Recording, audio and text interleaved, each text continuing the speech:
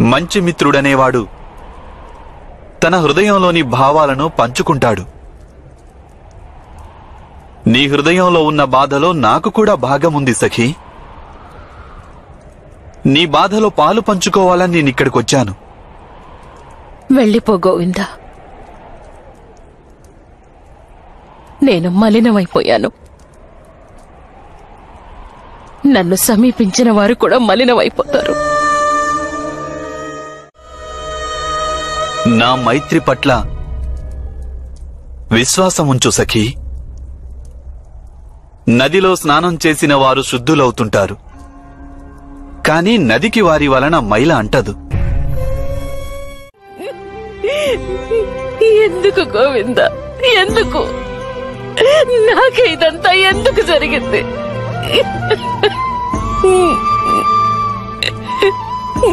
ఇంత ఘోరమైన అవమానం ఏం పాపం చేశాను గోవిందా? ఏ కర్మ ఫలాన్ని అనుభవిస్తున్నాను నేను? ఈ అనర్థానికి కారణం నీవు చేసిన కర్మ కాదు, నీవు చేసిన కర్మ ఫలితమూ కాదు. అది కేవలం ఆకస్మికంగా నీ పట్ల జరిగింది సఖీ. కౌరవుల పూర్వకర్మల ఫలితమిది. అందుకే వారు ఇంతటి మహాపరాధం చేశారు.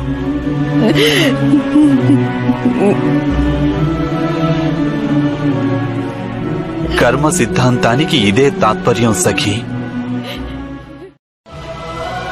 సత్కార్యం అధిక సత్కార్యాలను చేయిస్తుంది, దుష్కార్యం అధికాధికంగా దుష్కార్యాలను చేయిస్తుంది. కానీ దుష్కార్యాలకు గురి అయిన మనిషి జీవితమే నరకప్రాయమవుతుంది సఖీ.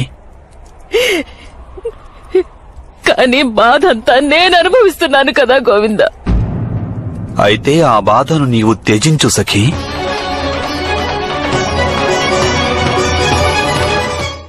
హస్తినాపురి ద్యూత సభలో నీ పట్ల జరిగినదంతా నీ కర్మ కాదు. కానీ ఆ ఘటనకు నీవు ఎలా స్పందిస్తావన్నదే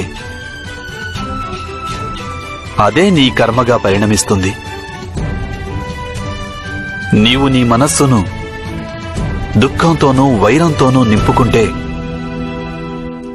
నీకు కూడా అప్పుడు నరకం అనుభవంలోకి వస్తుంది. ఇక వారు చేసిన దుష్కార్యాలకు గాను నీవెందుకు నరకాన్ని అనుభవించాలి? వైరాన్ని త్యజించు సఖీ.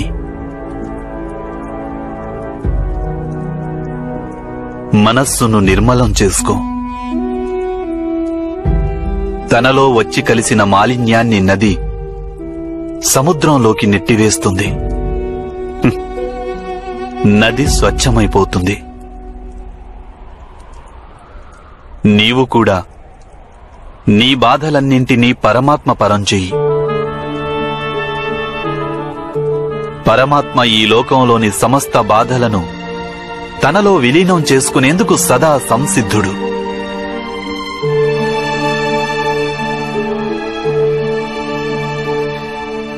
అంటే కురు సభను క్షమించాలంటావా?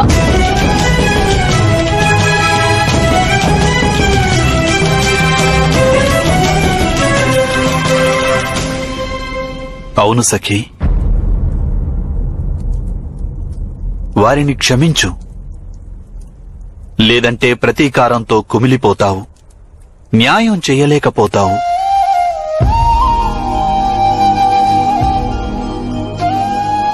ప్రతీకారం అనేది దుష్కర్మ,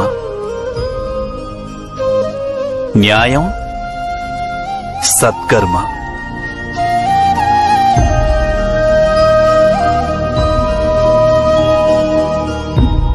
భేదమేమిటి గోవిందా?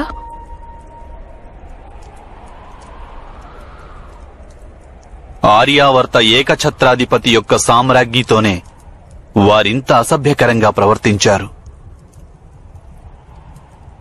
ఇక లోకంలోని సామాన్య స్త్రీలను ఏ స్థితికి చేరుస్తారు? ఆలోచించు సఖీ.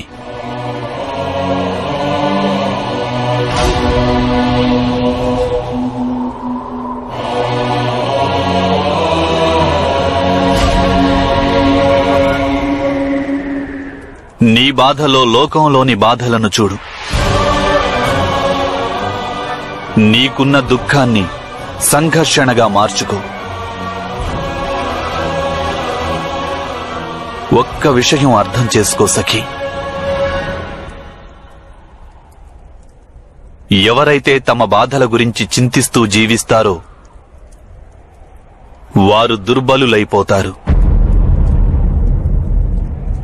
కానీ ఎవరైతే ఈ సమాజంలోని బాధలను తమ బాధలుగా తలచి జీవిస్తుంటారో వారు బలవంతులైపోతారు.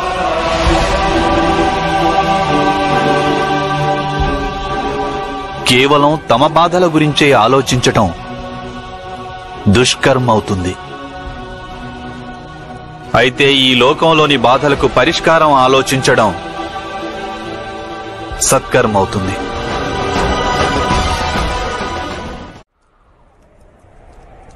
అవును సఖీ, నేనే నీకు చెబుతున్నాను.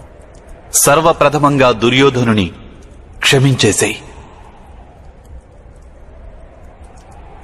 వాని వినాశనానికి అదే తొలి మెట్టవుతుంది.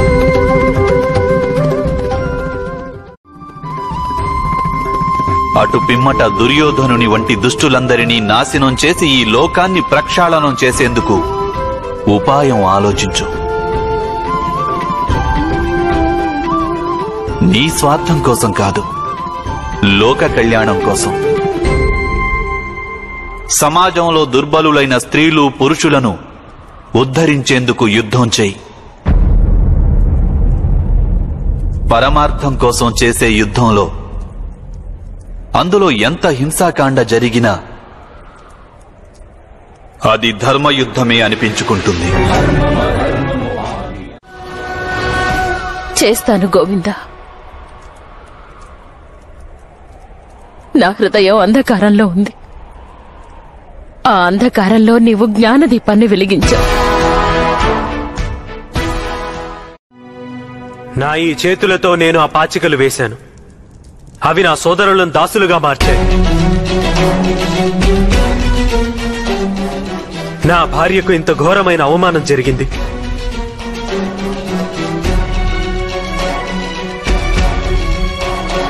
భీముడు ప్రమాణం చేశాడు నా చేతులను కాల్చేస్తానని.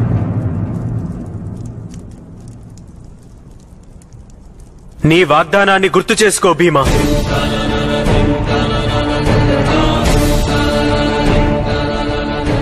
రా, వచ్చి నా చేతులను కాల్చు.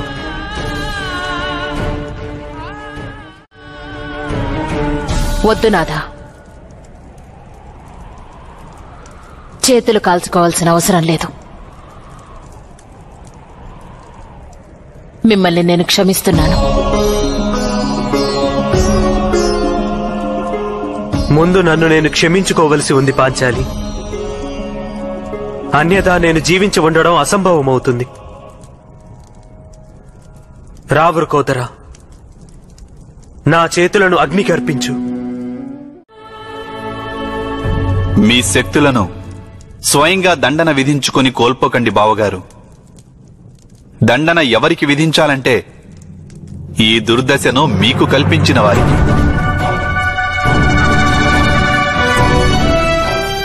మా సఖి గౌరవానికి భంగం కలిగించాలని ప్రయత్నించిన వారికి. పంచపాండవుల భార్య పట్ల ఇంతటి దుష్కర్మ జరిగిందంటే ఇక సామాన్య స్త్రీల స్థితి ఎలా ఉంటుంది దుర్యోధనుని రాజ్యంలో? ఊహించి చూడండి. న్యాయము అలాగే రక్షణ, ఈ రెండింటినీ నెలకొల్పటం మీ ధర్మం బావగారు. ప్రతీకారం కోసం కాదు, పరమార్థం కోసం మీరు తప్పక యుద్ధం చేయాలి. నీ ప్రమాణంలో న్యాయం ఉంది. యుద్ధం పూర్తి కానంత వరకు నీవు నీ కేశాలను ముడివేసుకోవద్దు. ఈ చూడమణిని నీ సిగలో ధరించను వద్దు. నీ విరపోసిన కేశాలు మాకు సదా జ్ఞాపకం చేస్తూ ఉంటాయి మా ఈ జీవితానికి లక్ష్యం ఏమిటి అని.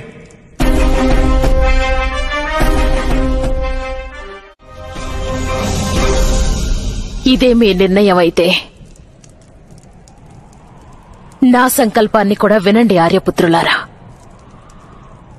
ఎప్పుడైతే దుశ్శాసనుని ఛాతీలోని రక్తంతో నేను నా కేశాలను తడుపుకుంటానో అప్పటి వరకు నేను నా కేశాలను ముడివేసి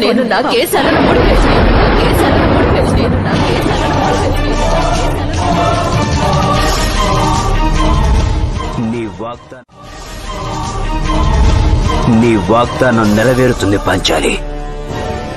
నేను దుశ్శాసనుడి ఛాతీలోని రక్తంతో నీ కేశాలను తడుపుతాను. ధృతరాష్ట్ర మహారాజుకు మహారాణి గాంధారికి జీవితం లేక సుఖమనే వెలుగు ఉండదు పాంచాలి. అంధకారమే మిగులుతుంది.